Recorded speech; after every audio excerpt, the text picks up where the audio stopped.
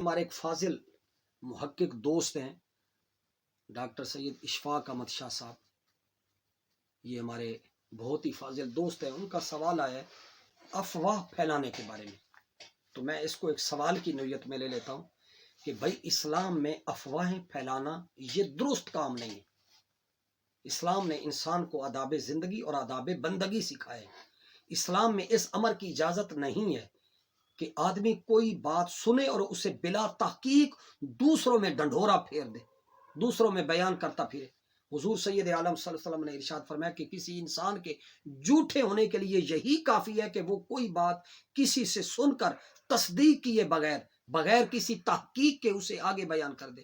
اس کی وجہ یہی ہے کہ بلا تحقیق غیر مصدقہ باتوں کو روکنے کا مقصد افواہوں کا سد باب کرنا ہے. باتیں گھر کی ہوں، انفرادی ہوں یا اجتماعی ہوں، ملک و ملت کے بارے میں ہوں، لہٰذا ان میں تجسس پیدا کرنا، سنسنی خیز انداز اختیار کرنا، ان میں مبالغہ آرائی کی آمیزش کرنا، جھوٹ کی آمیزش کرنا اور آمیزش کر کے ان کو آگے پھیلانا، یہ سارا کا سارا اسلام کی تعلیمات کے منافی ہے، اسلام کے برعکس ہے. آپ سورہ حجرات پڑھیں تو آپ کو ایک ایک بات کا پتہ چل جائے، معاشرتی جو آداب بتائے گئے ہیں. لہٰذا اگر آپ غور و فکر کریں، تاریخ کا مطالعہ کریں تو تاریخ کا مطالعہ کرنے سے بھی پتہ چلتا ہے کہ افواہ سازی اور اس کی تشہیر میں یہودی ذہنیت اور منافقت جو ہے وہ اس میں کار فرما ہے. حضرت عیسیٰ علیہ السلام کے خلاف جو پراپاگنڈا کیا گیا، ختم نبوت، ناموس رسالت کے خلاف رخنہ اندازی اور آج کے ذرائع ابلاغ کو یرمغال بنانے کا معاملہ، ہر جگہ یہی یہودی ذہنیت ہے اور یہی منافقت ہے جو پیش ہے. اس کے برے اثرات ہیں. افواہیں معاشرے میں جھوٹ، بے اعتمادی کو فروغ دیتی ہیں، معاشرتی انتشار پیدا ہوتا ہے، ذہنی بے سکونی پیدا ہوتی ہے، افراد میں عدم تحفظ پیدا ہوتا ہے. افواہوں کی بدولت صحیح کو غلط اور غلط کو صحیح باور کروایا جاتا ہے. اسلام نے بچنے کا حکم فرمایا ہے اور افواہوں کے ذریعے معاشرے میں فتنہ و فساد پھیلتا ہے. یہ اسلام کی نگاہ میں بدترین جرم ہے. افواہیں خواہ وہ حکومت کے خلاف ہوں یا کسی ادارے کے خلاف ہوں، امت مسلمہ کے کسی فرد کے خلاف ہوں یا کسی طبقے کے خلاف ہوں، ہر حال میں قابل مذمت ہے. عہد نبوی میں افواہ سازی یہ منافقانہ طرز عمل تھا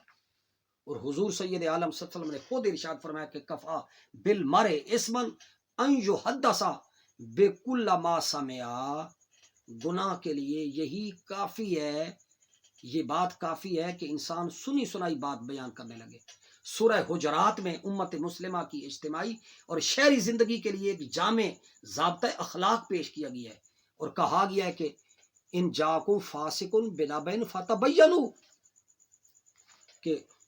اگر تمہارے پاس کوئی فاسق فاجر کوئی خبر لے کر آئے تو اس کی تحقیق کیا کرو. ان تمام سورہ حجرات میں ان تمام برائیوں کی نشاندہی کی گئی ہے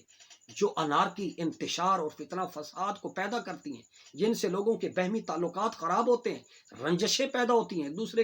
ایک دوسرے کا مذاق اڑانا، طعن و تشنیع کرنا، پھبتیاں کسنا، بدگمانیاں پیدا کرنا، غیبت کرنا، عیب جوئی، یہ سب صراحتاً گناہ ہیں، معاشرے میں بگاڑ اور فساد پیدا کرتی ہیں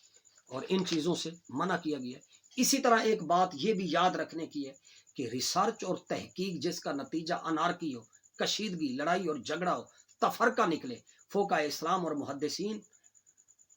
اور تاریخ کی روایات سے ایسی منفی باتیں نکال کر لانا جس سے عقائد اور اعمال مزمحل ہوں، اسلام کا تسلسل مجروح ہو، اجماعی نقطہ نظر اور اجماعی سوچ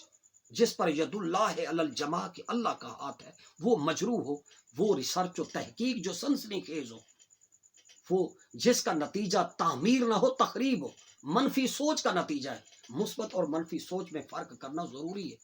آج سوشل میڈیا پر، واٹس ایپ پر، یوٹیوب پر ایسے محققین اور ایسے دانشور لوگوں کا ایک غلغلہ ہے جو اپنے وہ ویوزر بڑھانے کے لیے اسلامی تاریخ کے واقعات کے اندر کرید کر کے اس طرح کی منفی باتیں جس سے تخریب اور افراتفری، انارکی اور جس میں سنسنی خیز قسم کا مواد. لہذا بات یہ کہ یاد یہ رہے کہ جس ریسرچ اور تحقیق کا نتیجہ جو ہے وہ سواد اعظم کو مجروح کرنا ہو اور تسلسل کو مجروح کرنا ہو، اسلام کا متوارث اور تسلسل کا جو عقیدہ اور عمل ہے وہ مجروح ہوتا ہو، تو یہ بھی افواہ سازی کے ضمن میں آ کر یہ بھی غلط قرار پاتا ہے۔ لہذا یہودیوں اور منافقین نے عہد نبوی میں انصار اور مہاجرین کے درمیان اختلاف پیدا کرنے کے لیے علاقائی تعصب کو، نسلی تفاقم کو ابھارنے کی کوشش کی تھی، اور یہی وجہ ہے کہ حضرت مولا کائنات علی المرتضیٰ کرم اللہ وجہہ الکریم کو بھی آ کر کہا گیا کہ آپ نے ایک چھوٹے سے قبیلے کے فرد کو خلیفہ مان لیا ہے، اگر آپ چاہیں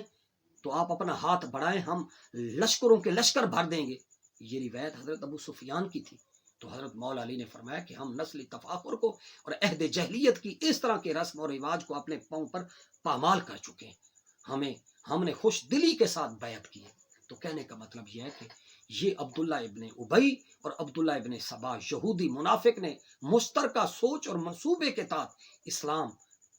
اسلام کے خلاف مہاجرین و انصار کے درمیان اور آل اور اصحاب کے درمیان نفرت اور عداوت کا بیج بونے کی کوشش کی۔ یہ منافقین تھے جو بارگاہ نبی میں سرگوشی کے انداز میں آ کر باتیں کرتے تھے تاکہ لوگوں کو یہ تأثر دیا جائے کہ ہم حضور علیہ الصلوۃ والسلام سے خصوصی تعلق رکھتے ہیں، قریبی تعلقات، یہ تأثر پیدا کرنے کی کوشش کی جاتی کہ لہٰذا ہم بڑے معتمد اور معتبر ہیں۔ تو نبی علیہ الصلوۃ والسلام پر قرآن کی آیتیں آئیں کہ منافقین کو گو سرگوشی کرنا جائز ہے، لیکن ان کو سرگوشی سے یہ مفہوم غلط لے رہے ہیں، تو لہٰذا غلط باور کروا رہے ہیں مقبول بننے کے لیے۔ تو نبی علیہ الصلوۃ والسلام پر قرآن کی آیتیں آئیں کہ اب اسے سرگوشی کرنا بھی جائز نہیں ہے، یعنی اس سے استعارتاً اشارتاً یہ بات سمجھائی گئی، ایسی ریسرچ و تحقیق فقیہات کے باب میں، مسائل کے باب میں، عقائد کے باب میں، اعمال کے باب میں، کہ جس سے انارکی پھیلے، انتشار پھیلے، یہ منع ہے۔ لہٰذا منافقین کا وتیرہ تھا کہ وہ ذہنی اور نفسیاتی طور پر اپنا راہ ہموار کرنے کے لیے یہ تأثرات پیدا کرتے کہ کوئی خاص بات صرف انہی لوگوں کو معلوم ہے، شاید یہ راز کی بات ہے۔ نبی علیہ الصلوۃ والسلام کو منع کیا گیا کہ ان کے ساتھ سرگوشی کرنے کی اجازت نہیں ہے۔ لہٰذا منافقین افواہیں پھیلانے اور کچی پکی باتیں بنا کر تشہیر کیا کرتے تھے۔ منافقین خفیہ اجتماعات بھی کیا کرتے تھے جن کا مقصد تخریبی سرگرمیوں کا جائزہ لینا ہوتا تھا اور پھر ان کو عملی شکل دینے کی وہ تدابیر کے لیے میٹنگ کرتے تھے۔ تو قرآن حکیم نے ان کا پردہ چاک کیا، ان کے اجلاسوں کا مقصد بیان کیا۔ لہٰذا گناہوں کے کاموں کو عام کرنا، ظلم اور زیادتی کو رواج دینا اور اسلام اور پیغمبر اسلام کے خلاف سازشیں کرنا، یہ یہودی سازش کا نتیجہ ہے، منافقین کا طریقہ ہے، اور حضور سید عالم صلی اللہ علیہ وآلہ وسلم کے دین کے اندر یہ ساری باتیں منع ہے۔ لہٰذا یہ افواہ سادی جس طرح منع ہے، اسی طرح متشابہات میں پڑھنا یہ منافقین کا طریقہ ہے، اور قرآن نے خود کہا ہے کہ محکمات کو چھوڑ کر متشابہات میں آج ہم بھی اسی نحوست سے دوچار ہیں، اسی پریشانی میں مبتلا ہیں، اسی اضطراب اور اسی الجھن میں، اسی کرب میں اور اسی بدبختی میں، اسی شقاوت میں مبتلا ہیں کہ ہم اللہ اور اس کے رسول کے جو احکام ہیں، عقائد میں، اعمال میں، محکمات کے، ان کو چھوڑ کر متشابہات کے پیچھے پڑے ہوئے ہیں۔ فیس بک پر، یوٹیوب پر، سوشل میڈیا، گوگل، انٹرنیٹ، یہ تمام ذرائع جو نشر و اشاعت کے ہیں، ان پر ہم نے غیر معیاری مواد، غیر سکہ چیزیں ان میں آمیزش ملاوٹ کر کے ڈال دیے، جس سے کتاب دوستی ختم ہو گئی ہے، اور ہم نے وہ ایک خاص اس وقت ضرورت ہے اس بات کی کہ ہم یہ جو سیاسی، سماجی، اخلاقی، روحانی، دینی، ایمانی اور عقیدے کے باب میں جو بحران پیدا کرنے کے لیے افواہ سازی کا عمل ہو رہا ہے، اس سے بچنے کی کوشش کریں۔ اللہ تعالیٰ آپ کو، مجھے